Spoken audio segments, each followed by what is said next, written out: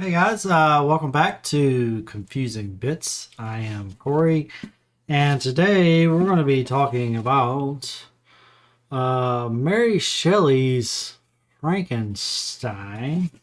Always do the too long, didn't read, too long, didn't watch. Uh, it is,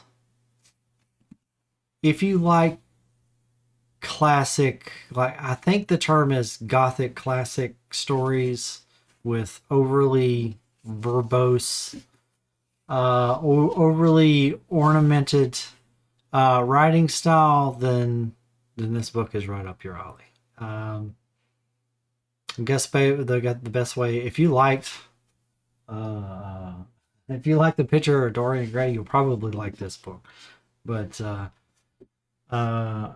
if you like plainer language, if you it's not a modern story by modern standards. It has I know this is supposed to be the first science fiction novel, but there's not a whole lot of science fiction in it. It's like the archetype. It has all like the structures of what would become science fiction, but not quite there yet. Yeah, it's it's not the wholehearted recommendation that I would have liked to have made for this book. But if I know that's not a too long didn't read, but whatever. Uh anyway, stick around if you want to learn more. So yeah, Mary Shelley's Frankenstein continues my exploration of classics. And in particular this is a cloth bound classic by this is a penguin. This is a penguin cloth bound classics. Why are you being weird, Mr. Campbell? It's a penguin cloth bound classic. Um, for those of you following along, no, I do not recommend these. I do not recommend these editions. They look cute on the Amazon storefront, but they are in fact cheap pieces of crap. Um, I mean, they've if all they're going to do is sit on your bookshelf, maybe, but they're kind of. I feel like there's more robust and even nicer designs than these, but yeah, I have several of them. I have like three or four of the books now. There's the Marcus Aurelius one. I have a what's his face? The Dickens. I have a Dickens book, Tale of Two Cities, somewhere around here, and I just have not enjoyed these books at all. The physical books at all. Anyway, oh yeah, and the picture of Dorian Gray was another one as well. So going up on the theme, like I don't like books that are cult film classic. Apparently, I don't like the content of the books that are cult film classics. Apparently, that's just we make a short list of classics not to read. Anyway, yeah. So apparently, Miss. First of all, so let's just put this right off the back. First of all, this is like kind of the start of the science fiction kind of genre, so to speak. It's said that Frankenstein is the first sci-fi book. As I mentioned earlier, I don't think that it really is. There is magic involved. There's not a lot of. I mean, you don't have to go deep into the science, but there needs to be like kind of some consistency. And I don't. I didn't really feel like it was. I felt like this was more. It kind of glossed that stuff over, right? Um, this is just a monster. This is just a monster book to me. This is a magical monster book that just happened to be created by Frankenstein. So yeah, Frankenstein and then Frankenstein's monster, which is an evil being. I argue Frankenstein's an evil being as well for various reasons. But yeah, it's so Frankenstein. You always hear that's the joke, right? Is that Frankenstein? It's not Frankenstein. It's Frankenstein's monster. There's also another thing. I'd heard it before, but for whatever reason, it never sunk in. But no, the monster is not brought to life by lightning. At least I don't remember that from the book. So reading through the book, so it was like I said, it was magic. There's I think the movies turned it into science fiction. The movie Frankenstein with the little pin, the bolts and stuff like that, and the little what do you call it, the Tesla coils and stuff like that in the background, and all that jazz. That and the beakers and the laboratory and everything like that. That was all. I think that was science fiction, but the book I don't think is science fiction. Anyway, so the story is at a very kind of overglossing. And the parts that I have trouble with it is it's just unrealistic. It also uses, I don't know what it is. I guess it's just maybe just this period of book writing or something like that where the writers feel like they have to use the most atrociously overly ornamented language at all times. This is like you see the memes where people say regular stuff. They do like song lyrics, but they change it to like really ornamented like language that says the same thing, but like in a really roundabout way. It usually has like a dude from like the 1700s or something like that in on the meme or something like that. You know what I'm talking about. It's like this really, really. Let me just pull it. Um, uh,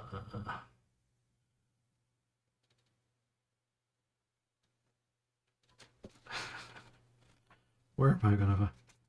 From this day, natural philosophy, particularly chemistry, in the most comprehensive sense of the term, became nearly my sole preoccupation. I read with ardor these words, so full of genius and discrimination, which modern inquirers have written on these subjects. I attend the lectures and cultivate the acquaintance of many men of science of the university, and I found, even in Mr. Kremp, a great deal of sound sense and real information, combined, it is true, with a repulsive physiognomy and manners, but not without the account, but not on the account the less valuable. Miss Wildman, I found a true friend. His gentleness was never trenched and dogmatic. You get this like, oh my God, Jesus, you know. They say things in weird ways that's like overly. Just say what you mean, you know.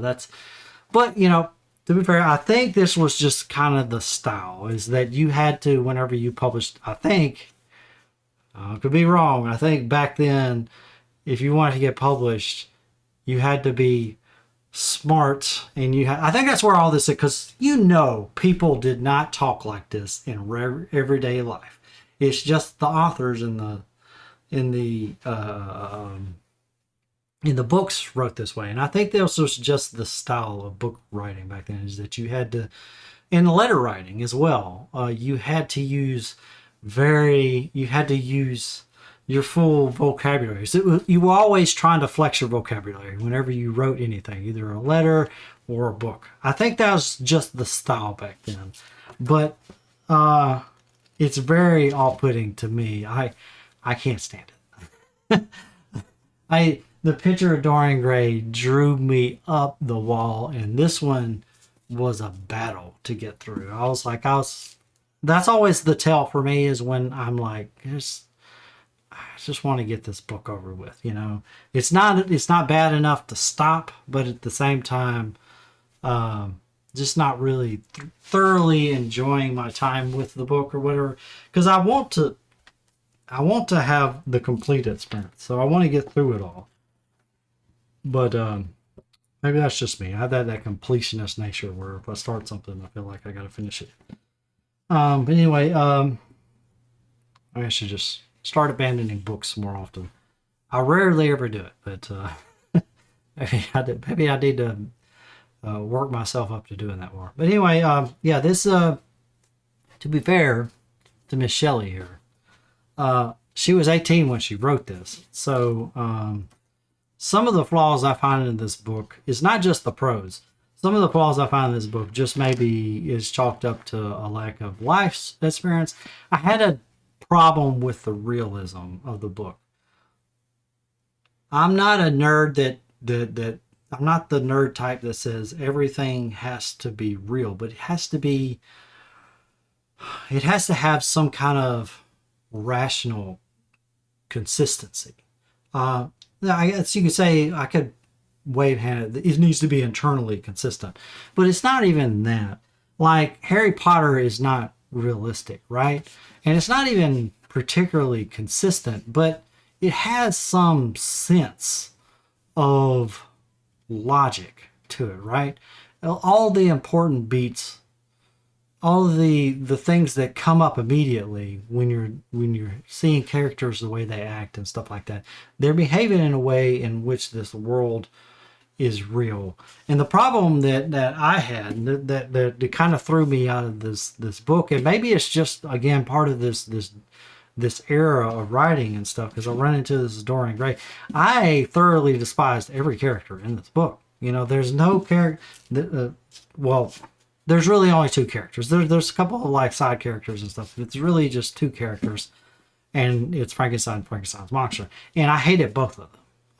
I was not rooting for either one of them. I didn't sympathize with either one of them. Frankenstein himself is this whiny aristocratic. He has the same kind of problems that I had with the characters in Picture of Dorian Gray, where they're woe is me and just freaking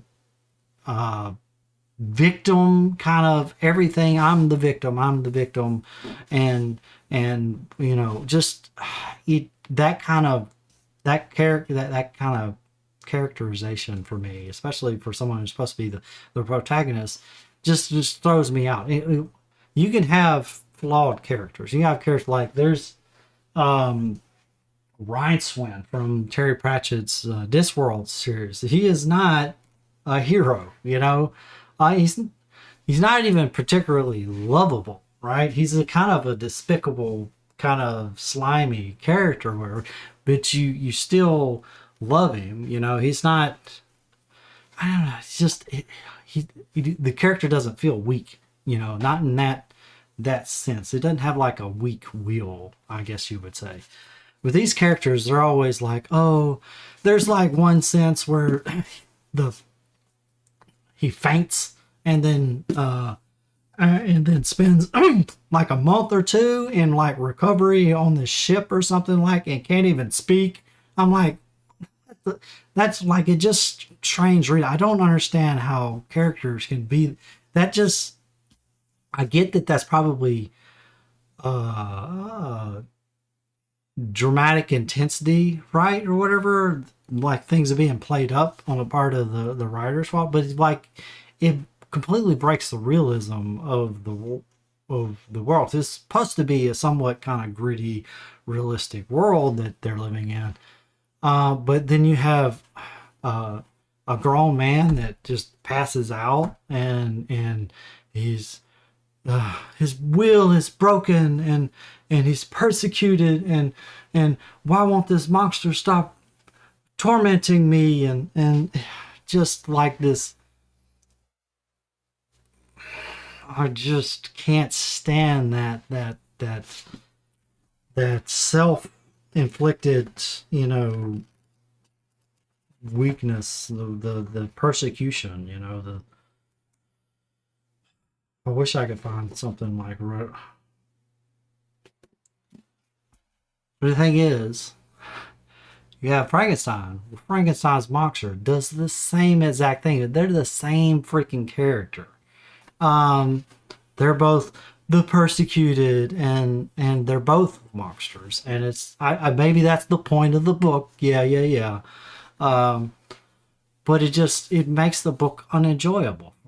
Like, and you read a book to be enjoyed, not to understand the analogy, right? I can get you could. I don't do the literary analysis stuff. Yes, I get that you can justify just about anything you want with literary analysis, right? You can start breaking down sentences and change them. You can completely change the meaning of a book with literary analysis. That's why it's bullshit, and that's why I don't do it. So the problem I have with this book is on at face value, not rewriting it or trying to draw up analogies or anything, is that both characters are despicable. Both of them, both of them are nonsensical the way that they act. Frankenstein is completely disturbed by his monster or whatever. He does nothing, absolutely nothing, to take care of his problem. And then Frankenstein's monster, supposedly he taught himself to speak. He's supposed to be really smart. He's played up like he's got this genius intelligence that he learned from scratch. I don't know why his brain didn't already have language in it, but whatever. He taught himself to speak from scratch, so he's in a short amount of time. So he's obviously very intelligent. He speaks very eloquently, has a humongous vocabulary. He's very intelligent. Why can't he just steal Frankenstein's notes and make him a bride like he wants? He's smart enough to do that. So none of these characters behave in a way that is real or that is endearing in any way. It's like this. It's a long run. It's like a tragedy, so to speak, that just continues on and on and on for 300 pages, right?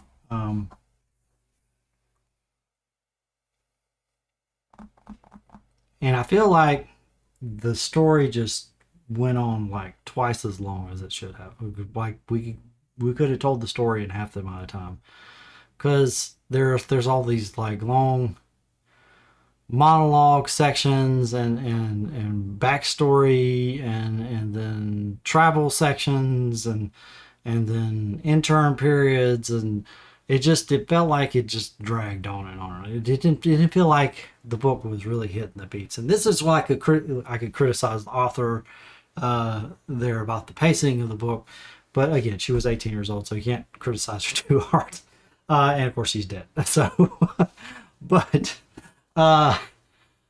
yeah, I am grateful to have read it, which is honestly like 80% of the reason why I want to read this book. Because honestly, if I just wanted really enjoyable reads, I would just buy more Star Wars books.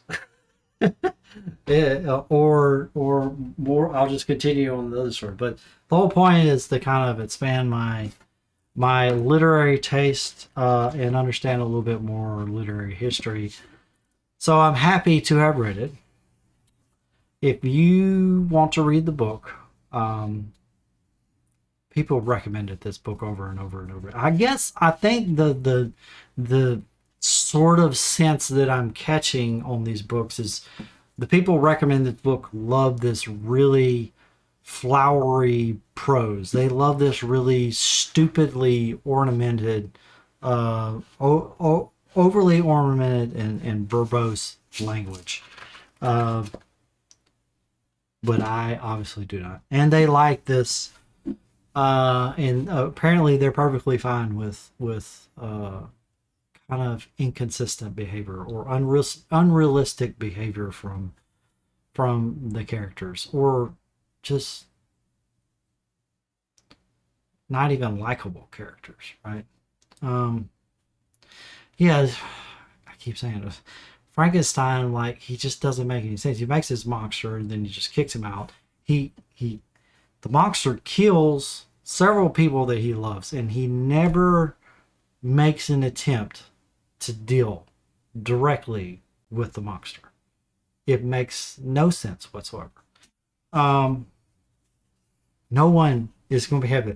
If I was a scientist in the same with Frankenstein, and I made a monster, and it goes on a rampage, it's my responsibility to go fix it. And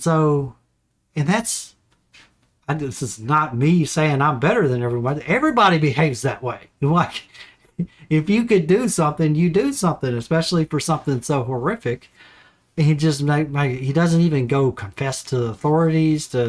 He tries to come up with a manhunt, but he doesn't like give them the motivation to go hunt for the thing. It's like he's all of these very weak-willed attempts, if any, to try and contain the problem, even though it is demonstrably getting worse. I just